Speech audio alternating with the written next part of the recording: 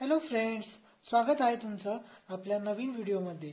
तर आपण आजपासून एक पीवायक्यू अनालिसिसची सिरीज सुरू करत आहोत। त्यामध्ये आपण 2017 पासून ते 2023 पर्यंत सर्व मुख्य परीक्षेचे प्रीवियस इयर क्वेश्चन यांचं अनालिसिस, त्यामध्ये वापरायचे लॉजिक, इलिमिनेशन टेक्निक्स याद्वारे सर्व पीवायक्यू कव्हर करणार आहोत। आणि आपले काय आपला आता 2024चा अटेम्प्ट जो आहे तो आपला लास्ट ऑब्जेक्टिव्ह अटेम्प्ट आहे। आणि त्यामुळे आपल्याला जर ह्या एक्झाम मधून पोस्ट काढायची असेल किंवा ही एक्झाम क्वालिफाय करायची असेल, त्यासाठी आपल्याला पीवायक्यू जे आहेत ते पीवायक्यू आपल्याला तोंडपाठ पाहिजे। तोंडपाठ म्हणजे इतके प्रीवियस इयर क्वेश्चन्स रिपीट होतात, जरी त्या प्रकारे प्रश्न नाही आला तर दुसऱ्या प्रकारे विचारून त्या प्रश्न वारंवार परीक्षेमध्ये विचारले जातात।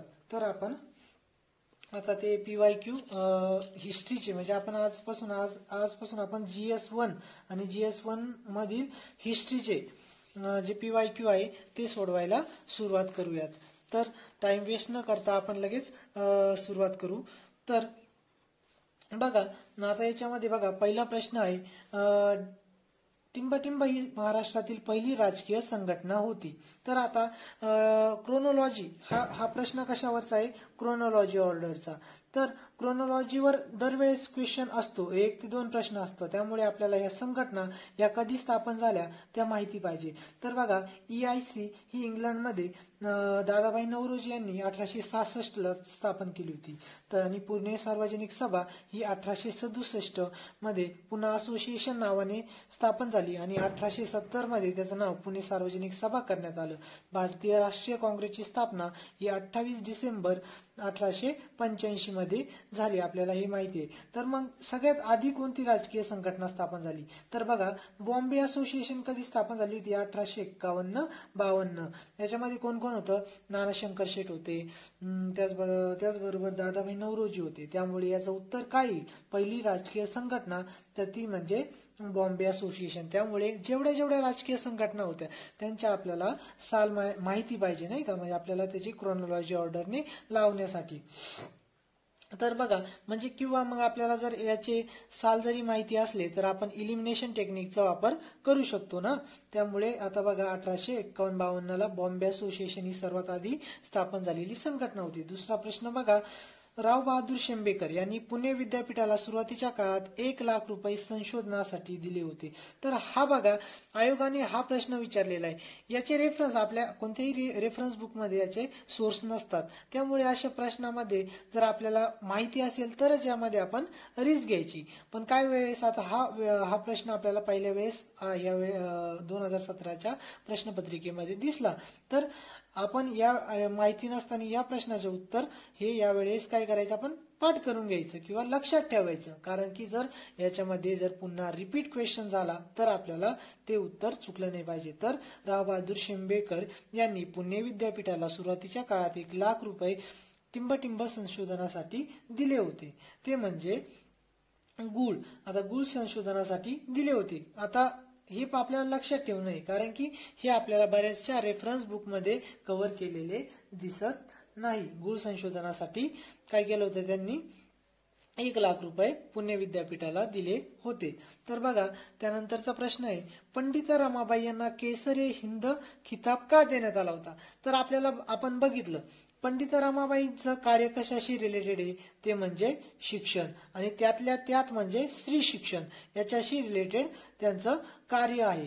तर मग या एवढं जरी तुम्हाला माहिती असतं तरी या प्रश्नाचा आपल्याला उत्तर देता आलं असतं। तर पहिला पर्याय आहे, त्यांनी ख्रिस्ती धर्म स्वीकारला। आता ख्रिस्ती धर्म स्वीकारला म्हणून केसरी हिंद पदवी देईल का, तर नाही, त्यामुळे हे ऑप्शन गेलं। त्यानंतर दुष्काळग्रस्त स्त्रियांना आश्रय दिला म्हणून, यांनी केलं होतं हे कार्य, परंतु दुष्काळ फक्त कधी पडला होता, 1877-78 या दरम्यान पडला होता। त्यावेळेस या कार्यामुळे त्यांना दिली होती का, नाही, तर ती पदवी त्यांना 1900 सालाच्या आसपास दिली होती। त्यामुळे हे ऑप्शन सुद्धा येणार नाही। रमाबाई असोसिएशन स्थापन केले होते म्हणून, आता याचाही देखील त्यामध्ये आपल्याला काय म्हणतात एवढं ब्रॉड मध्ये दिसत नाही, नाही का। तर हा सगळ्यात विस्तृत गोष्ट कोणती आहे, त्यांचं योगदान सगळ्यात जास्त ते म्हणजे स्त्री शिक्षण मधून. त्यामुळे याचं उत्तर काय येईल, त्यांनी स्त्री शिक्षण कार्याचा गौरव केला, त्यामुळे त्यांना केसरी हिंद पदवी दिली होती. त्यानंतर बघा आता चौथा प्रश्न आहे, टिंबटिंब यांनी 1865 मध्ये विवाह उत्तेजक मंडळ स्थापन केले. आता याच्यामध्ये दोन गोष्टी, एक म्हणजे 1865चं विवाह उत्तेजक मंडळ आणि दुसरं म्हणजे 1895-96 साली स्थापन झालेलं मंडळ. तर बघा इथे जर साल दिला असेल तर ठीक आहे, 1865 साली कोणी स्थापन केलं ते म्हणजे मगो रानडे आणि विष्णू शास्त्री पंडित यांनी स्थापन केले. महादेव गोविंद रानडे आणि विष्णू शास्त्री पंडित यांनी ते स्थापन केलं होतं 1865. पण जर इथं साल दिलं नाही किंवा 1895 असं म्हटलं तर त्यावेळेस जर विचारलं तर त्याचं उत्तर काय येईल, ते म्हणजे धोंडो केशव कर्वे यांनी 1895-96 साली एक संघटना स्थापन केली होती. तिचं नाव होतं विधवा विवाह प्रतिबंध निवारक मंडळी. म्हणजे जर असं ऑप्शन असेल तर आपण धोके कर्वे किंवा 1865 असं असेल तर आपण विष्णू शास्त्री पंडित आणि महादेव गोविंद रानडे यांच्यासोबत जायचं. त्यामुळे ह्या दोन्ही गोष्टी तुम्ही लक्षात ठेवा. हे कन्फ्युजन होऊ शकतं आपलं, त्यामुळे हे कन्फ्युजन दूर करण्यासाठी एवढं लक्षात ठेवा. तर पुढे बघा आता पाचवा प्रश्न बघा, शेतकऱ्यांना शेतकरी चळवळीत सक्रिय भाग घेता यावा यासाठी प्रशिक्षण देणारी इंडियन पीझंट्स इन्स्टिट्यूट ही संस्था निदोब्रोलू या ठिकाणी कोणी चालवली होती किंवा 1933 पासून पुढीलपैकी कोण चालवित असे. तर बघा अशा प्रश्नामध्ये जे कीवर्ड्स आहे त्याच्यावर फोकस करायचा, ते म्हणजे शेतकरी. ही कशाशी रिलेटेड आहे, शेतकरी. तर एवढं आपण बघायचं की आपल्याला वाचण्यामध्ये शेतकरी चळवळीशी संबंधित कोणते नेते होते. तर बघा आता टी प्रकाशम यांचा संबंध आहे, पी कृष्ण पिल्लाई यांचा पण संबंध आहे, पण आर डी भारद्वाज यांचा काही संबंध म्हणजे आपल्या वाचण्यामध्ये तरी आलेला दिसत नाही, त्यामुळे तो ऑप्शन इलिमिनेट झाला. आता बघा एन जी रंगा यांनी अखिल भारतीय किसान सभेचं दुसरं अधिवेशन झालं होतं, ते कुठे झालं होतं, फैजपूर येथे झालं होतं. म्हणजे ग्रामीण भागातील अधिवेशन होतं काँग्रेसचं आणि त्याच ठिकाणी अखिल भारतीय किसान सभेचं देखील अधिवेशन झालं होतं. त्या ठिकाणी शेतकरी किंवा किसान परिषदेचे अध्यक्ष होते एन जी रंगा. तर मग एन जी रंगा यांनीच या इंडियन पीझंट्स इन्स्टिट्यूटची स्थापना केली होती. जर तुम्हाला डायरेक्ट पण माहिती असू शकतं एन जी रंगा म्हणून, पण जर तुम्हाला माहिती नसेल तर एक शेतकरी चळवळीशी रिलेटेड कोण कोण होतं त्यावरून तुम्ही या ऑप्शन पर्यंत पोहोचू शकता. एन जी रंगा हे त्याचं उत्तर आहे. तर नंतर आता बघा टिंबटिंबला आधुनिक भारताचा मॅग्ना कार्टा म्हणतात. आता मॅग्ना कार्टा म्हणजे भारतीय शिक्षणाची जी मुहूर्तमेढ रवली गेली तर ती कशापासून सुरू झाली, ते म्हणजे वुड्सचा खलिता. 1854चा वुड्सचा खलिता म्हणजे प्राथमिक शिक्षण, माध्यमिक शिक्षण या म्हणजे विस्तृतपणे जे आराखडा मांडण्यात आला होता तो वुड्सचा खलिता यामध्ये मांडण्यात आला होता. हा प्रश्न बऱ्याच वेळेस एमपीएससीने पूर्व परीक्षा मुख्य परीक्षेला विचारलेला आहे, त्यामुळे हे आपलं तोंडपाठ पाहिजे. वुड्सचा खलिता. सातवा प्रश्न आहे, विष्णुबुवा ब्रह्मचारी हे या नावाने ओळखले जातात. आता बघा काही आपले जे असे समाज सुधारक आहे त्यांची नावे ही पुस्तकामध्ये दिलेली नसतात. तर आपण बघा आता नाना शंकर शेठ आहे, यांचं नाव काय आहे, जगन्नाथ शंकर शेठ आहे, पण त्यांना आपण नाना म्हणतो, बरोबर. तर लोकहितवादी यांचं नाव काय आहे, गोपाळ हरी देशमुख. जर हे नाव आपल्याला माहिती पाहिजे, कारण की आपण काय लक्षात ठेवतो, लोकहितवादी नाना शंकर शेठ, तर आपल्याला त्यांची मूळ नाव माहिती पाहिजे, ध्यानात ठेवायचे. यांचं नाव आहे विष्णू भिकाजी गोखले. विष्णू बुवा ब्रह्मचारी यांचं नाव काय आहे, हे कोणत्या नावाने ओळखले जातात, ते म्हणजे विष्णू भिकाजी गोखले. हे नाव आपल्याला लक्षात ठेवू नये. तर आठवा प्रश्न आहे, नैवेद्य खेया बालक हे कोणी लिहिले. तर बघा आता लेखन आहे, लेखनाशी रिलेटेड जे लोक आहेत ती तुम्हाला माहिती पाहिजे. लेखन म्हणजे असं विस्तृतपणे लेखन केलेलं आहे जे आपल्या कानावर आलेलं आहे ते कोण कोण दिसत आहे बघा आता आपल्या इथं. म्हणजे जे ब्रॉड व्यक्ती जे की आपल्या सहजासहजी वाचण्यात येतात ते म्हणजे एक बंकिमचंद्र चटर्जी म्हणजे यांचं आणि त्याच प्रकारे रवींद्रनाथ टागोर. आता हे शतचंद्र चटर्जी असतील किंवा सुनील गंगोपाध्याय हे सहसा आपल्या वाचण्यात किंवा तेवढ्यापणे यांचं लेखन साहित्य आपल्याला परिचित नसतं. त्यामुळे हे दोन ऑप्शन आपण इलिमिनेट करू शकतो. आणि एमपीएससी पण अशा महत्वाच्या समाज सुधारकावर प्रश्न विचारते. त्यामुळे हे दोन ऑप्शन इलिमिनेट झाले. तर आता बंकिमचंद्र चटर्जी यांनी आपल्याला माहिती वंदे मातरम लिहिलं होतं. त्याच प्रकारे त्यांचं ते आपल्या बंडावर देखील म्हणजे संथाळांचे आपले फकीर बंड यांच्यावर देखील त्यांची कादंबरी आहे. म्हणजे विविध लेखन साहित्य त्यांनी लिहिलेलं आहे. त्याचप्रकारे रवींद्रनाथ टागोर हे देखील ते लिहित होते आणि यांना गीतांजलीसाठी देखील आपलं हे नोबेल पारितोषिक मिळालं होतं. त्यामुळे ह्या दोन ऑप्शन पैकी आपण एकासोबत जाऊ शकतो. पण त्यामध्ये देखील नैवेद्य खेया बालक हे जे कोणी लिहिले आहेत तर हे रवींद्रनाथ टागोर यांनी लिहिलेले आहे. जरी तुम्ही वाचलेलं नसलं तरी 50-50 येथे चान्सेस आपल्याला तयार होताना दिसत होते. तर बघा 9वा प्रश्न आहे, मुंबई विद्यापीठ अस्तित्वात येण्यापूर्वी कोणत्या महाविद्यालयाची स्थापना झाली होती. आता हा प्रश्न एमपीएससीने कॅन्सल केलेला आहे. याच्यामधील दोन जे आहे ते मुंबई विद्यापीठाच्या म्हणजे मुंबई विद्यापीठ स्थापन होण्याच्या पूर्वी त्यांची स्थापना झालेली होती. त्यामुळे हा प्रश्न एमपीएससीने कॅन्सल केलेला आहे. तर पुढे बघा आता 10वा प्रश्न, खालीलपैकी कोणत्या इमारतीची रचना F.W. स्टीव्हन्स यांनी केली होती. तर बघा असे प्रश्न जे असतात वरीलपैकी सर्व. तर बघा जर एमपीएससीने 10 प्रश्न जर विचारले वरीलपैकी सर्व तर मुख्य परीक्षेला तरी 7 प्रश्न ही वरीलपैकी सर्वच असतात. पण तरी आपल्याला जर माहिती नसेल तर आपण या ऑल ऑफ दी अबाव सोबत जाऊ शकतो. पण जर आपल्याला जर माहिती नसेल किंवा काही आयडिया येत नसेल तर आपण असे प्रश्न अटेम्प्ट नाही केले तरी चालेल. पण मोस्ट ऑफ दी क्वेश्चन मध्ये 10 पैकी 7 क्वेश्चन मध्ये ऑल ऑफ दी अबाव हे उत्तर असतं. तर याच्यामध्ये बघा Victoria terminus, municipal corporation building, the royal Alfred sellers home आणि पश्चिम रेल्वेचे मुख्यालय हे सर्वचे बांधकाम हे कोणी केलेले आहे? F.W. स्टीव्हन्स यांनी केलेले आहे. त्यामुळे याचं उत्तर काय येईल? All of the above. नंतर बघा ऑल इंडिया मुस्लिम लीगचे पहिले अध्यक्ष कोण? आपल्याला माहिती आहे की मुस्लिम लीगची स्थापना 1905-6 या साली झाली आणि त्यावेळेस मुस्लिम लीग मध्ये स्थापनेमध्ये 2 जण महत्वाचे होते. ते म्हणजे एक सलीम उल्ला खान आणि आगा खान. तर बॅरिस्टर जिन्ना हे नंतर सामील झाले आणि सर सय्यद अहमद खान यांचा देखील नंतर म्हणजे यांनी देखील यांचे योगदान आहे पण ते देखील नंतर योगदान आहे. परंतु याच्या ऑल इंडिया मुस्लिम लीग स्थापनेमध्ये सर्वात मोठे योगदान म्हणजे आगा खान आणि सलीमुल्ला खान नाही का. ढाका या ठिकाणी त्याची स्थापना झाली होती आणि त्या मुस्लिम लीगचे पहिले अध्यक्ष कोण होते? ते म्हणजे आगा खान. आगा खान आता हे पहिले अध्यक्ष, पहिले सेक्रेटरी हे सर्व आपल्याला लक्षात ठेवावं लागतं. त्यामुळे याचं उत्तर काय आहे? आगा खान. त्यानंतर बघा टिंबटिंब हे सत्यशोधक समाजाचे कार्यवाहक होते. आता हे सिंपल प्रश्न आहे. आपल्या समाजाचे अध्यक्ष सचिव हे आपल्याला माहिती पाहिजे.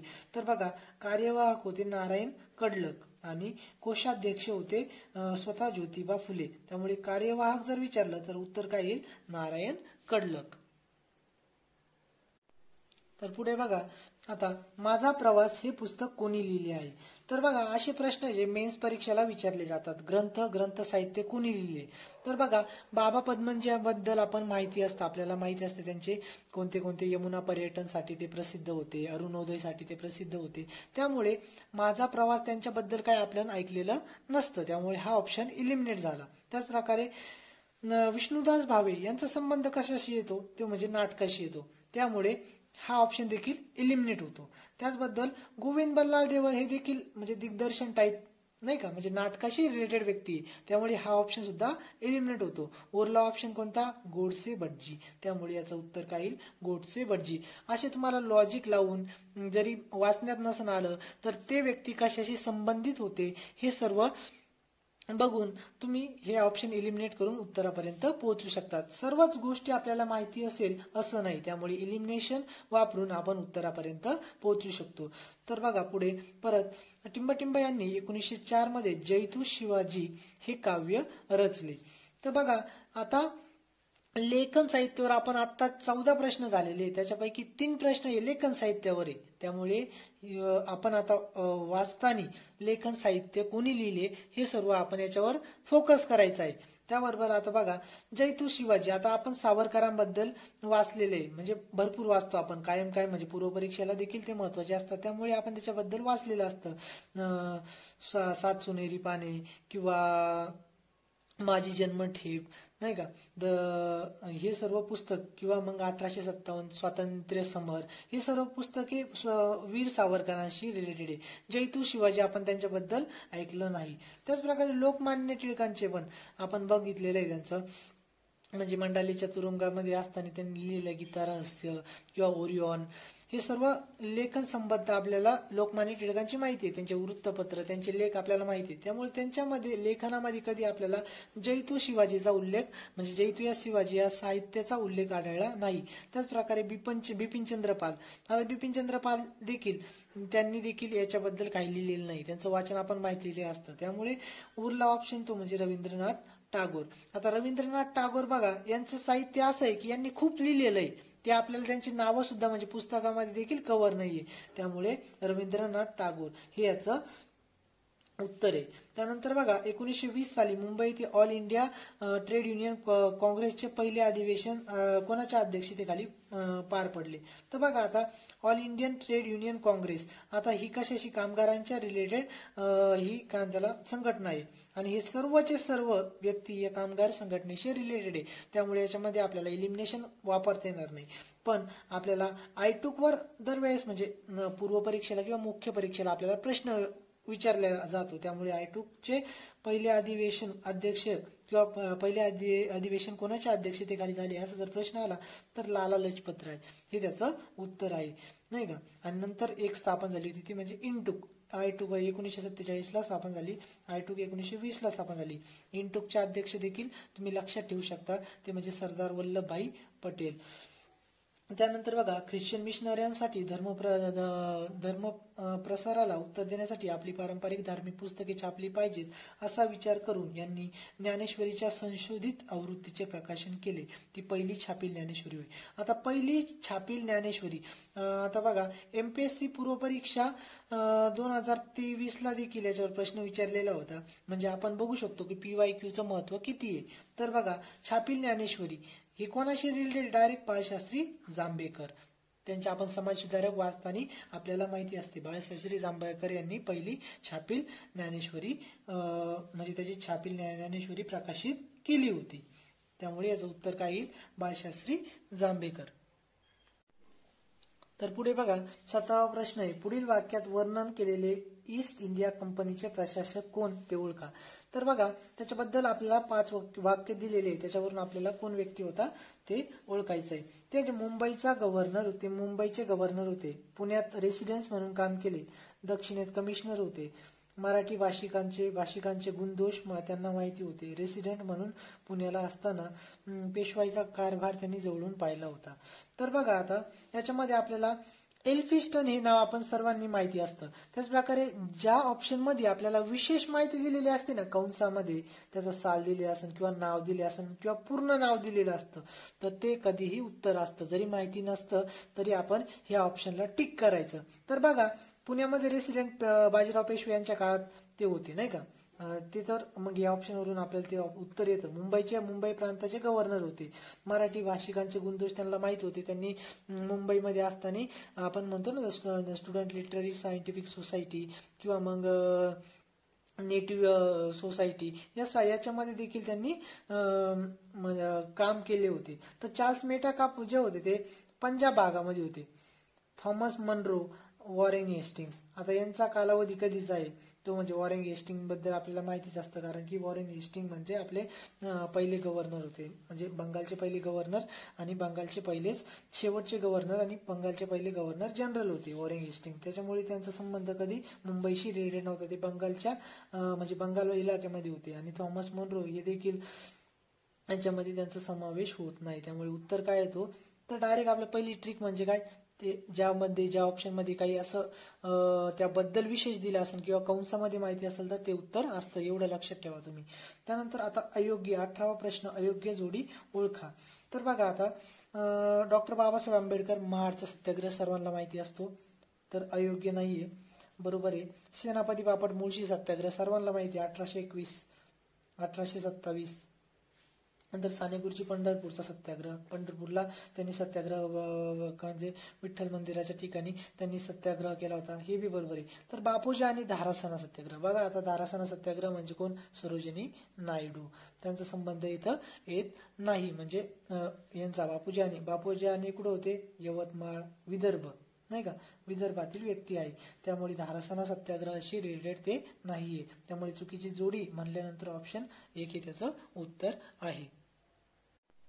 तर पुढे बघा, मराठी बालरंगभूमीची चळवळ टिंबटिंब यांनी सुरू केली. तर आता हा जो पार्ट आहे तो म्हणजे कला संस्कृती, हा जो पार्ट पूर्व परीक्षेला नाही, तो फक्त मुख्य परीक्षेला आहे. तर बालरंगभूमीची चळवळ ही सुधा करमरकर यांनी सुरू केली होती, एवढं लक्षात ठेवायचं. तर बघा नंतर जोड्या जुळवा, ही वृत्तपत्रे आहे आणि ते कुठून सुरू झाली त्यांचे ठिकाण आहे. तर आपल्याला एखादं जरी ठिकाण माहिती असलं तरी त्यावरून आपण उत्तरापर्यंत जाऊ शकतो. पण काही वेळेस काय होतं, 2 ठिकाणे आपल्याला माहिती असले पाहिजे तरच त्याच्यापर्यंत किंवा म्हणजे आपल्या उत्तरापर्यंत आपण हमखास म्हणजे ते चुकू शकत नाही. तर बघा अरुणोदय हे वृत्तपत्र, आता मला माहिती होतं की अरुणोदय हे ठाण्यावरून सुरू झालं होतं. तर मग सीचं 2 कुठे कुठे बघा, या ठिकाणी हे 2 ऑप्शन कट झाले. त्यानंतर बघा विश्ववृत्त, आता विश्ववृत्त कुठून सुरू झालेलं आहे वृत्तपत्र, ते म्हणजे साताऱ्यावरून सुरू झालेलं आहे. तर या 2 जोड्या आपल्याला माहिती होत्या. डीचं काय येईल,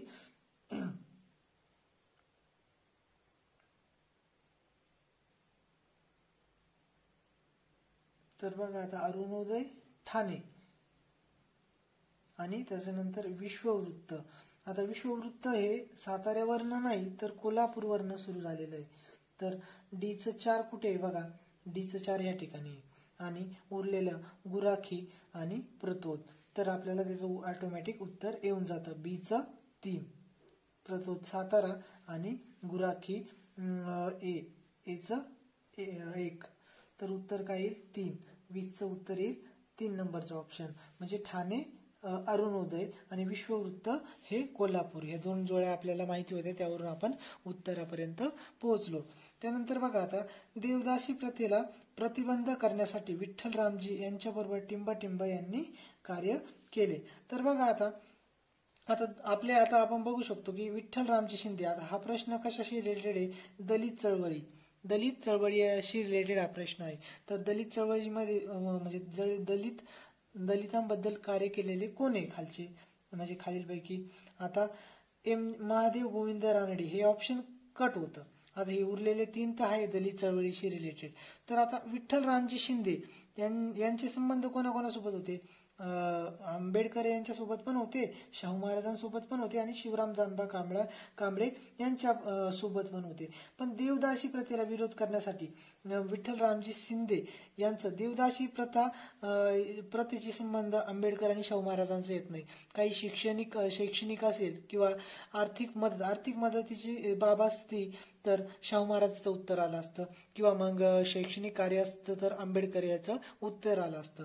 पण जर आपले देवदासी आपण या ज्या चळवळी आपल्या ज्या प्रथा आहे त्या निर्मूलनाचं काम आपल्या विदर्भातील त्रिमूर्तींनी देखील केलं होतं. म्हणजे शिवबा जानबा कांबळे, गोपाळबाबा वलंगकर यांनी केलं होतं ते कार्य, म्हणजे उच्चाटनाचे कार्य केले होते. तर मग आपण या ऑप्शन पर्यंत पोहोचतो, ते म्हणजे शिवराम जानबा कांबळे. याचं उत्तर काय येईल, शिवराम जानबा कांबळे. म्हणजे विराज शिंदे यांनी शिवराम जानबा कांबळे यांच्यासोबत मिळून काय केलं, देवदासी प्रथेला प्रतिबंध करण्यासाठी यांनी कार्य केलं. तर बघा आता हे आता हे मी बघा, मी कुठे उत्तर बघत नाहीये हे आता, म्हणजे मी आधी सोडवलेले आहे PYQ, पण तरी पण आपल्या अभ्यासावरून आपण ऑप्शन पर्यंत कसं पोहोचायचं, जर माहिती असतं तर डायरेक्ट उत्तर आपल्याला आलं असतं, पण जर आपल्याला माहिती नसतं तर आपण हे ऑप्शन एक इलिमिनेट केलं, त्यामुळे आपल्याला 3 पैकी 1 आपले चान्सेस म्हणजे प्रोबॅबिलिटी वाढली बरोबर आन्सर येण्याची. तर आता देवदासी प्रथा आणि या दोन ऑप्शनचा संबंध आपल्याला उच्चाटनाच्या क्रियेशी संबंध आपल्याला या दोघांचा तरी दिसत नाही, त्यामुळे ऑप्शन इलिमिनेट होतात आणि उत्तरापर्यंत आपण पोहोचतो बरोबर. तर मग आता बघा पुढं, टिंबटिंब हे आधुनिक काळातील पहिले मराठी नाटक होते बरोबर. आता हा प्रश्न म्हणजे एकदा प्रीला पण आलेला आहे आणि मुख्य परीक्षेला आधी आला होता, त्यामुळे यामुळे आपण असं समजू शकतो की PYQ हे खूप महत्वाचे असतात.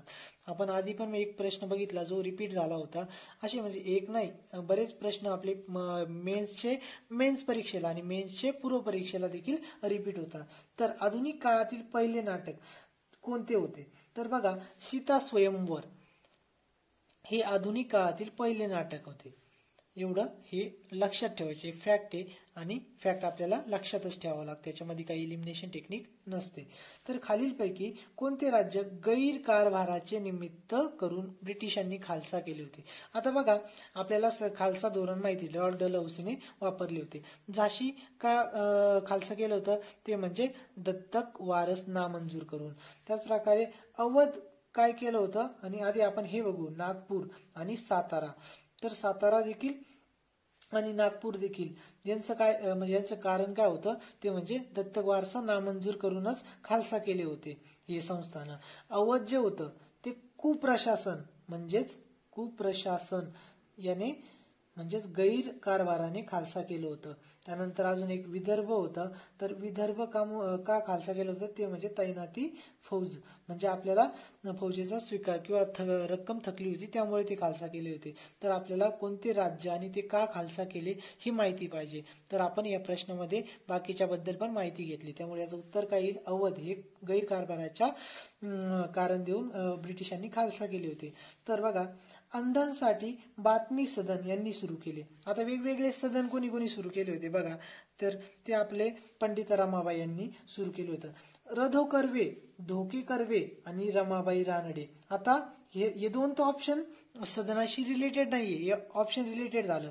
रमाबाई रानडे हे सेवा सदनाशी रिलेटेड आहे, सेवा सदन, त्या आणि बेहरामजी मलबारी, त्यामुळे एक सदन यांच्याशी रिलेटेड आपण ध्यानात ठेवू शकतो. पण बातमी सदन हे अंधांसाठी पंडित रमाबाई यांनी सुरू केलं होतं. त्यांचं प्रीती सदन देखील होतं. विद्वांसाठी, पतित स्त्रियांसाठी वेगवेगळे सदन कोणी सुरू केले होते, ते म्हणजे पंडिता रमाबाई यांनी. तर हे तुम्ही लक्षात ठेवा. तर बघा आता परत असा प्रश्न आला, खाली वाक्य दिलेले आहे त्याच्यावरून आपल्याला व्यक्ती ओळखण्याची आहे. तर बघा 23व्या वर्षी MA झाले, बॅरिस्टर होण्यासाठी इंग्लंडला गेले, ऑक्सफोर्ड विद्यापीठात लॉर्ड कर्झन त्यांचा सहकारी होता. तर बघा आता MA आणि इंग्लंड याच्याशी रिलेटेड आपल्याला माहिती पाहिजे, आणि त्यातल्या त्यात लॉर्ड कर्झन हा त्यांचा सहकारी होता. आपल्याला माहिती आहे कर्झन कधी होता आपला, म्हणजे कर्झनचा काळ काय होता आपला, 1900 ते 1905 बरोबर, हा त्याचा कालावधी होता आपल्या भारतामध्ये. त्यामुळे याच्या समकालीन व्यक्ती बघायच्या आपल्याला. याच्या समकालीन बघा आता दादाभाई नौरोजी यांच्यापेक्षा एल्डर होते, म्हणजे यांच्यापेक्षा मोठे होते, कोणापेक्षा, लॉर्ड कर्झन पेक्षा, त्यामुळे हे ऑप्शन तर गेलं. जमशेदजी टाटा सेम, हे कधीच्या काळात होते, 1845च्या दरम्यान त्यांनी ते जे स्कूल ऑफ आर्ट्स वगैरे स्थापन केले होते, त्यामुळे हा ऑप्शन देखील गेला. आणि फिरोजशाह गोदरेज, आता यांचा तर काही संबंध आपल्याला इथे वाटत नाही का ते MA झाले होते, हे आता बिझनेसमॅन म्हणजे व्यापारी होते, त्यामुळे MA किंवा मग इंग्लंडला बॅरिस्टर या क्षेत्रात रिलेटेड ते नव्हते बरोबर. तर बॅरिस्टर कोण होतं याच्यावरून पण आपल्याला उत्तर येईल, ते म्हणजे कोण, फिरोजशाह मेहता. फिरोजशाह मेहता वकील होते ना, आपण बघितलं टिळकांच्या बाबतीत, ते म्हणजे टिळकांची पण देखील त्यांनी वकिली केली होती, त्यामुळे वकील कोण होते कालचे, त्यावरून सुद्धा आपण या ऑप्शन पर्यंत पोहोचू शकतो, ते म्हणजे फिरोजशाह मेहता. तर बघा पुढे आता 26 गुरुद्वारामधील भ्रष्ट महंतांच्या विरोधात 1920च्या दशकात टिंबटिंब सुरू केली होती. तर बघा आता कोणती चळवळ आहे ती 1920च्या दशकात सुरू होती. बरोबर. आता नामधारी चळवळ आणि हे निरंकारी चळवळ, तर ह्या दोन्ही ज्या चळवळी आहे त्या आपल्याला बघायला मिळतात 1872 ते 1873. आता हे साल तुम्हाला माहिती पाहिजे. बरोबर. त्यावरून आपण हे दोन ऑप्शन इलिमिनेट होतात. 1920च्या दशकात आता ह्या दोन्ही चळवळी देखील 1920च्या दशकातल्याच आहे या दोन्ही पण त्याच्यामध्ये बघा आता ऑप्शन काय आहे, कीवर्ड्सवर फोकस करायचं. भ्रष्ट महंतांच्या विरोधात कोणती चळवळ होती, तर बघा अकाली चळवळ ही जी आहे ती भ्रष्ट महंतांच्या रिलेटेड होती. कुका चळवळ ही एक क्रांतिकारक चळवळ होती, शिखांचीच होती, पण भ्रष्ट महंतांच्या विरोधात होती ती अकाली चळवळ. असे आपण ऑप्शन 2 इलिमिनेट केले सालावरून आणि आपण त्या योग्य त्या उत्तरापर्यंत पोहोचलो. त्यानंतर बघा 1858 मध्ये अंदमानला पाठवलेले व्यक्ती. आता ही क्वेश्चन असे की आपल्याला जोपर्यंत परीक्षेला येत नाही तोपर्यंत आपल्याला हे माहित होत नाही. त्यामुळे जर एखाद्या वेळेस ते परीक्षेला आले तर आपण ते पाठच करून ठेवायचे, कारण की ते परत परीक्षेला येतात. हाच प्रश्न आता पूर्व परीक्षेमध्ये रिपीट केलेला आहे आयोगाने. कोणती व्यक्ती अंदमानाला पाठवली, तर बघा याच्यामध्ये येदुबागुल येदुबागुलला कुठे पाठवलं होतं, म्हणजे कुठले होते ते व्यक्ती, ते म्हणजे पंढरपूरचे. पांडू भोरजे कुठले होते, नगरचे होते. तर आता हे अन्नूनत होते मुंबईचे आणि बबन जुमाल खान होते साताराचे.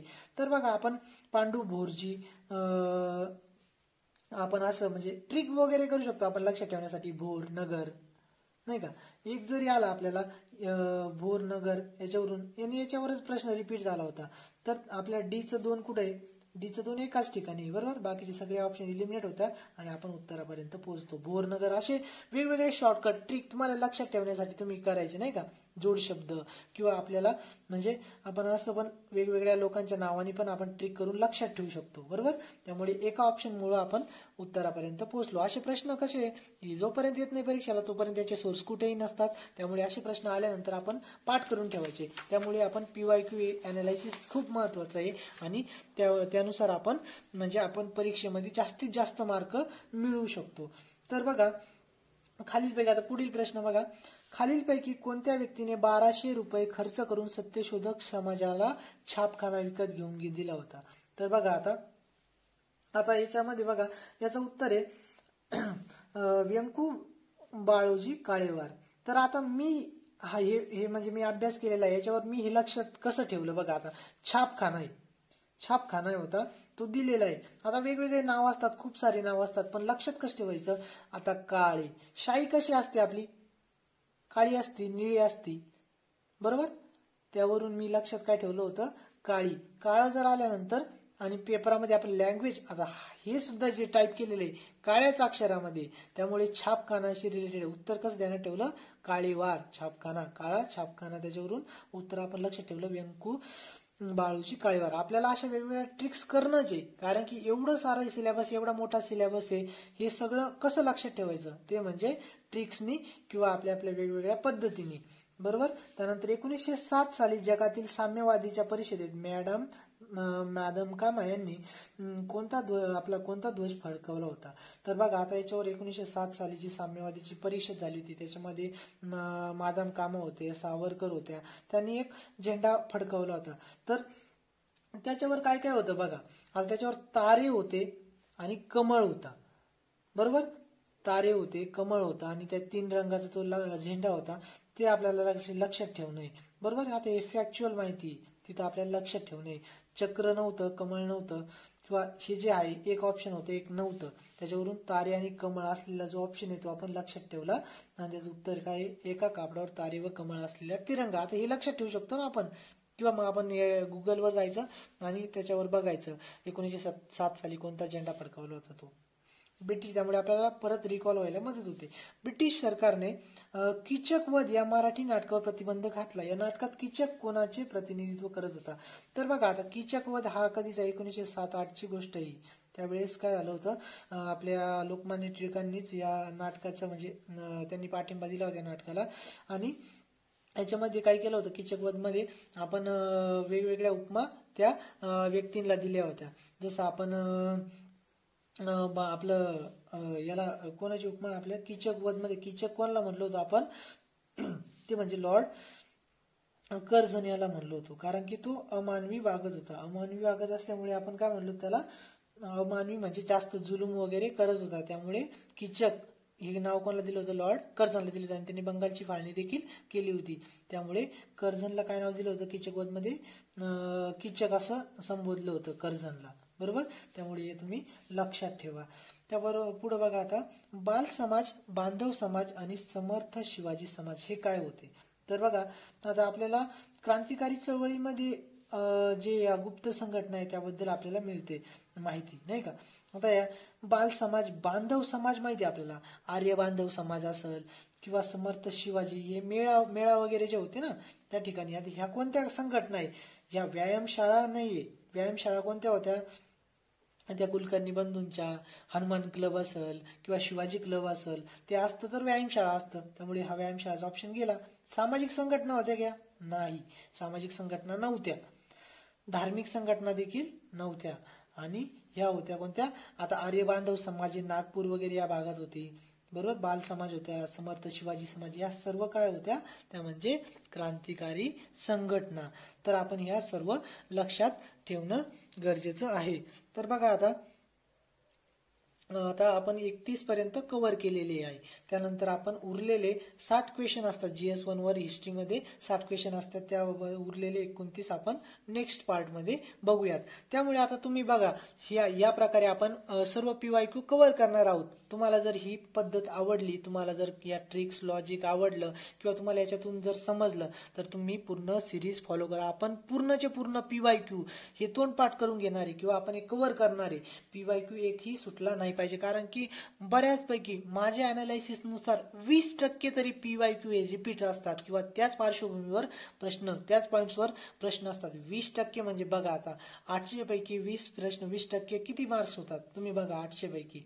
त्यामुळे आणि 20% म्हणजे मी कमी सांगितलं, 30% 40% फक्त ते वाक्य रचना बदलून किंवा टॉपिक तोच असतो, प्रश्न वेगळ्या पद्धतीने विचारलेला असतो. त्यामुळे आपण पूर्णचे पूर्ण PYQ हे परफेक्ट करणार आहोत. त्यामुळे तुम्ही ही सिरीज फॉलो करा, तुम्हाला याचा नक्कीच फायदा होईल. आणि आपल्या चॅनलला व्हिडिओ आवडल्यास व्हिडिओला लाईक करा आणि चॅनलला सबस्क्राईब करा. Thank you friends.